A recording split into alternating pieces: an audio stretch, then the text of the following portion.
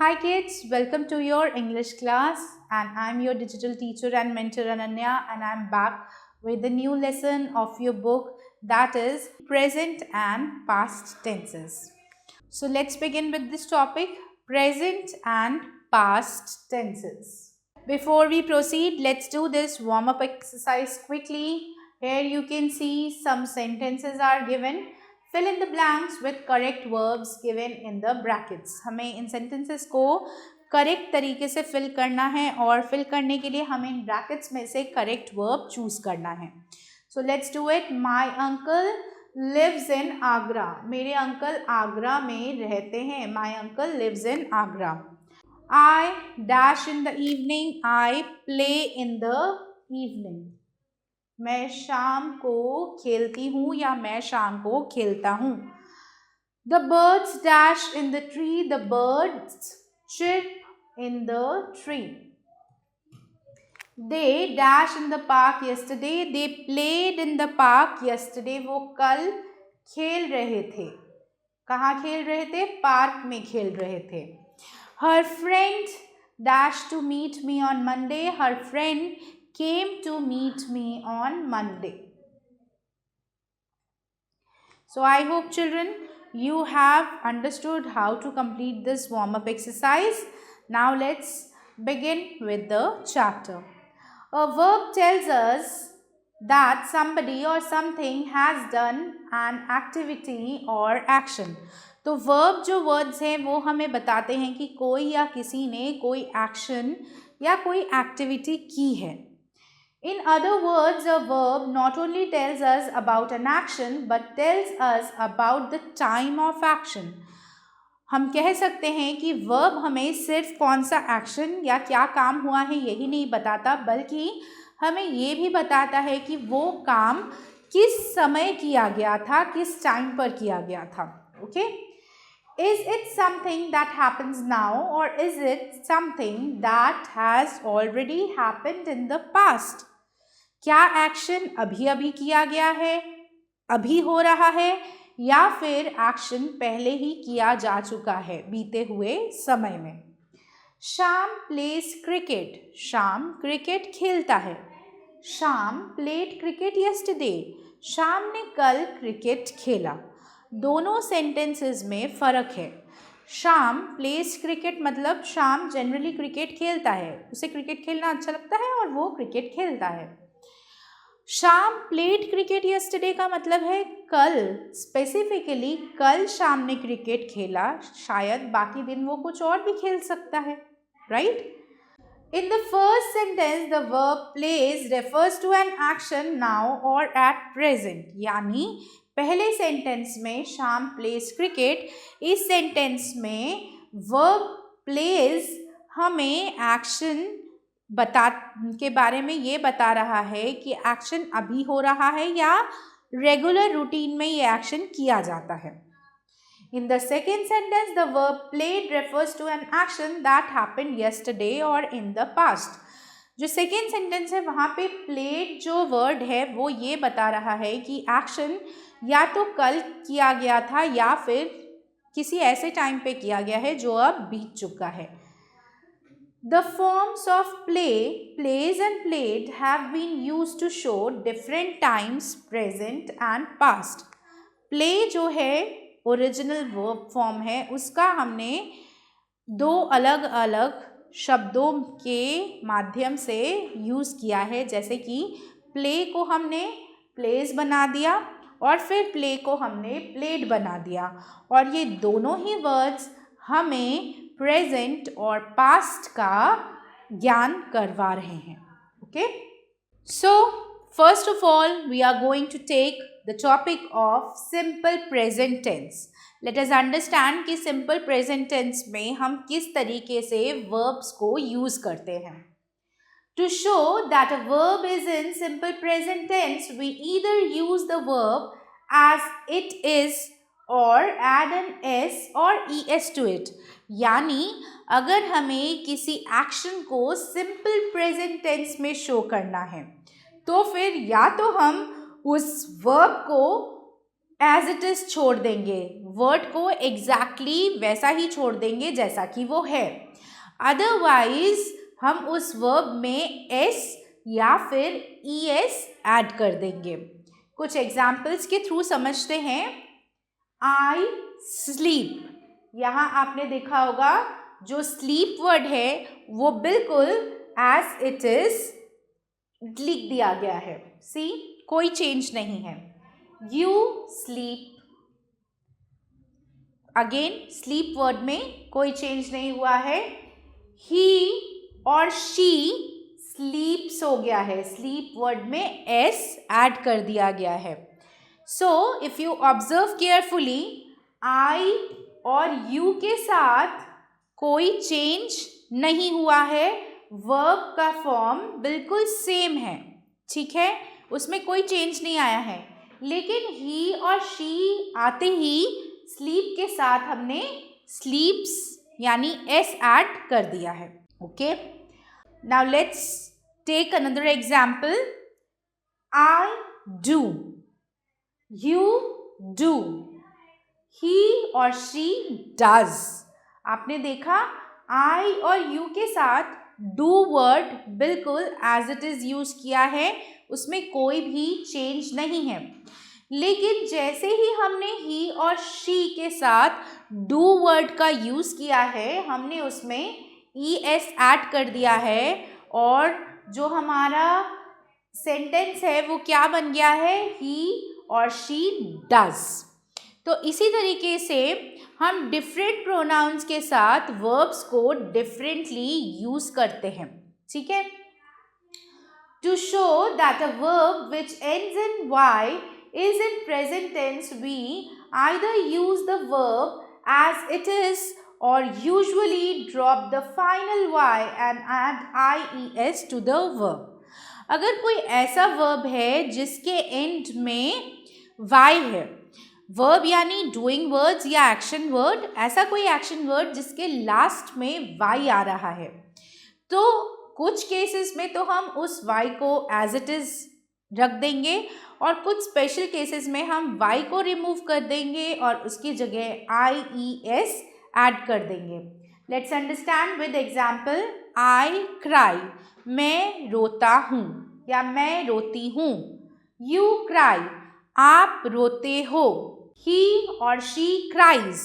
अब आपने देखा, डिड यू ऑब्जर्व, यहाँ y को रिमूव करके हमने यहाँ पर IES ऐड कर दिया है। So now let's take another example. I try, you try, they cry. So as you can see, जहाँ पे singular verbs I, you या they इस तरह के verbs हैं, I और you singular verbs हैं, they plural है, ऐसे cases में हम IES ऐड नहीं करते, हम बिल्कुल exactly वर्ब का वही फॉर्म रखते हैं। वेयर एज ही और शी ये सिंगुलर हैं, लेकिन इनके साथ हम जब भी वर्ब यूज़ करते हैं तब हम उसमें y को रिमूव कर देते हैं और y को रिमूव करने के बाद क्या लिखते हैं, IES ऐड करके नया फॉर्म जो वर्ब का आता है वो लिखते हैं। ऑलराइट, तो आपको इन छोटी छोटी चीज़ों पर थोड़ा सा ध्यान देना है। Next we will study about simple past tense. To form the past tense of a verb, we usually add ed to the verb. यानी कि जिस तरह से हम present tense में verb में s या es ऐड करते हैं, बिल्कुल उसी तरीके से past tense में अगर हमें किसी action को show करना है तो हम उस verb में ed word को add कर देंगे। Let's take some examples. See, call actual verb था, उसमें हमने ed ऐड कर दिया तो बन गया कॉल्ड। इसी तरह से वॉक, ओरिजिनल वर्ब जो है वो है वॉक यानी चलना, ed ऐड करते ही हो गया वॉक्ड। इसी तरह से शो में ed ऐड कर दिया and it becomes showed. Talk plus ed becomes talked. ऐसे ही बहुत सारे वर्ब्स हैं जिनके साथ हम ed ऐड करके उन्हें पास्ट टेंस में कन्वर्ट कर सकते हैं। The last letters of some verbs are doubled when ed is added to them. अब कुछ स्पेशल ऐसे वर्ड्स होते हैं जिसमें उनका जो लास्ट अल्फ़ाबेट है या जो लास्ट लेटर है वो हम डबल कर देते हैं ईडी ऐड करने से पहले. आइए ऐसे ही कुछ वर्ड्स को एग्जाम्पल के तौर पे समझते हैं. निट प्लस ईडी, जब हमने नया वर्ड बनाया तो आप ऑब्जर्व करेंगे कि यहाँ पे जो वर्ड है वो बन गया है निटेड, और यहाँ आप देखेंगे कि टी 2 बार यानी टी का डबल यूज हो रहा है. सिमिलरली फैन प्लस ईडी, जब हमने इसे कन्वर्ट किया यानी चेंज किया तो फैंड बन गया लेकिन एन डबल हो गया है. ठीक है. ड्रॉप प्लस ईडी, ड्रॉप्ड बन गया, पी डबल हो गया. Similarly soft plus ED, soft बन गया तो यहाँ पे डबल बी यूज हुआ है. Alright. I played cricket. They sang a song. He walked on foot. You wanted a good book. ये सभी सेंटेंसेस पास्ट में हुए एक्शंस को रिप्रेजेंट करते हैं. Read the given present and past forms of the verb. Now you all can see here 2 tables. In these 2 tables we have the different forms of past and present form of verbs. So let's read them. Present में abuse है, past में abused हो गया है. Present में catch है, past में caught हो गया है. Buy, bought, hate, hated, sit, sat, climb, climbed. Bark, barked, come, came, earn, earned, like, liked, play, played, yell, yelled. So you can see various examples which tells how verbs can be changed from present to past. आपको इन सभी words को ध्यान से पढ़ना है और साथ ही में इनकी स्पेलिंग्स को भी अच्छी तरीके से याद करना है so that you do not do any mistake when you are solving the exercises related to past or present tense. Let's move ahead. Now it's time for the exercises. Let's begin with the exercises. We will do first of all exercise number A. Add ed to these verbs. हमें यहाँ पे कुछ verbs listed दिए गए हैं. हम इन सभी verbs को past tense में change करेंगे by adding ed at the end. So let's begin the exercise. First word is help. सबसे पहला word है help. तो help plus ed will become helped. Second word is fill. So filled, filled. Third word fear. So we will write fear and then add ed. So it will become feared. Next is jump. So we will write jump and add ed. So this becomes jumped. Okay. Now let's take randomly 2 more words. Walk will become walked and fix will become fixed. Test will become tested. T-E-S-T-E-D. And guess will become guessed. So we are going to write G-U-E-S-S and add ed. I hope you have understood how to do this exercise. It's a very simple exercise. You have to write the original verb and then add ed to the original verb and you would be able to frame the new verb which will represent the past tense. So some I have done for you. The remaining words you have to do on your own. I am sure children, if you pay attention, you can do them very easily. Let's move further. Now it's time to move towards exercise number B. Change the tense of the colored verbs from the present to the past and write them in the blanks. So you can see here 8 sentences are given. In each sentence, a colored word is given which actually is a verb. और ये जो verbs हैं ये present form में हैं. हमें इन्हें past form में change करके इनके past tenses को यहाँ लिखना है. ओके, यानी past form of verb को आपको इस space में लिखना है. So let's get started. Let's read the first sentence. Prince always bats first. यहाँ bats का मतलब है कि प्रिंस हमेशा पहले बैटिंग करता है. ठीक है. So as you can see here, bats first में bats word जो है वो verb है. अब इसे हमें ed में change करना है तो हम इसे ed ऐड करेंगे और यहाँ क्या बन जाएगा? batted. batted.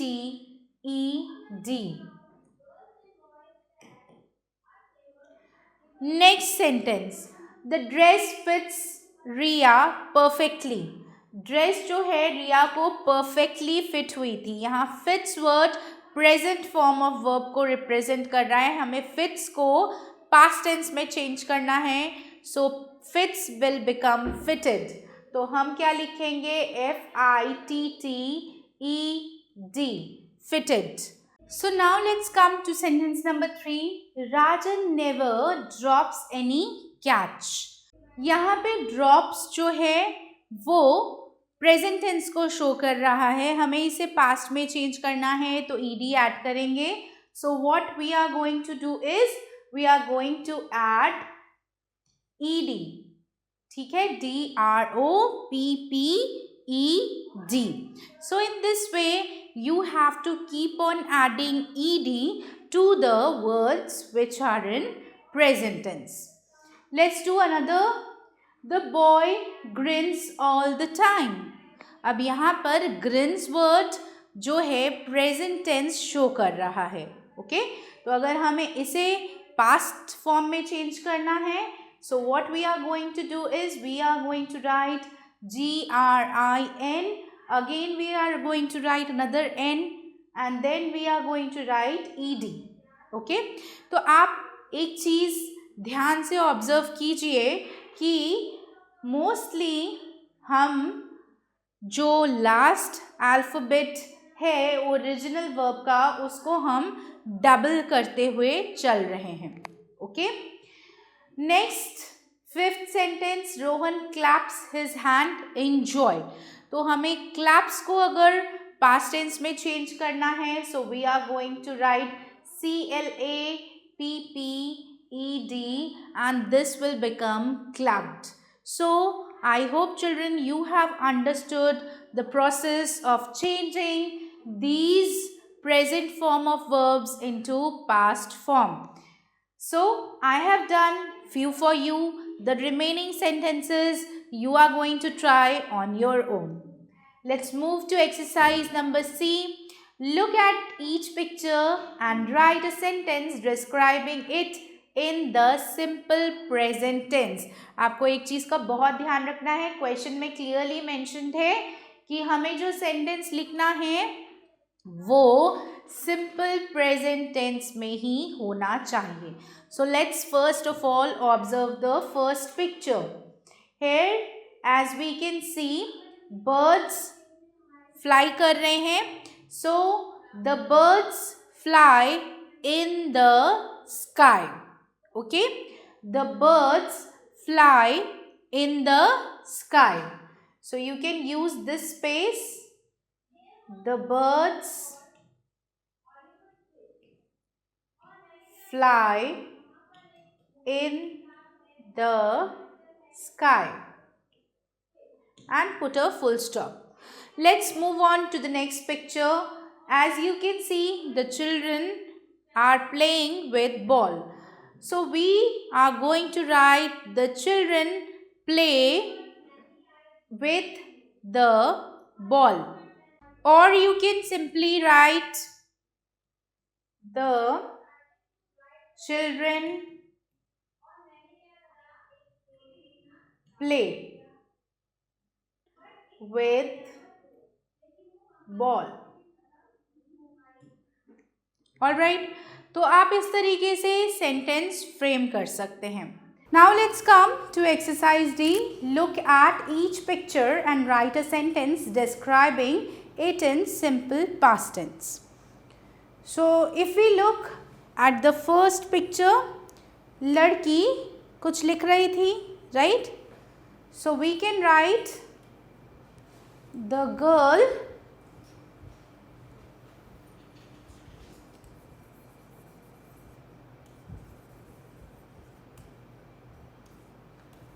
wrote a letter and put a full stop. Next picture अगर हम देखें तो एक लड़का बहुत तेज़ी से भाग रहा था. The boy ran very fast and put a full stop. So I hope children you have understood how to do this exercise.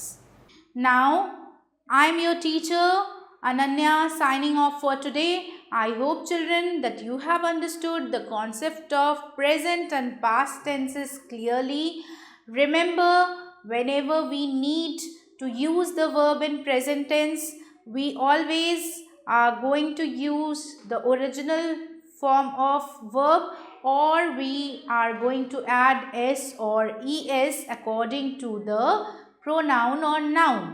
Similarly, in case we need to use past tense, then we are going to add ed in the verbs. Most of the verbs change by adding ed, but there are certain verbs which do not require to add ed. They completely change the verb. So read the chapter carefully once more so that you understand the concept in a better way, and also finish up the remaining parts of the exercises. I am sure with more practice you are going to become an expert in the topic that we have covered today. So I will meet you soon again with some new videos of your book. Till then, stay tuned for the upcoming videos and take care of yourself.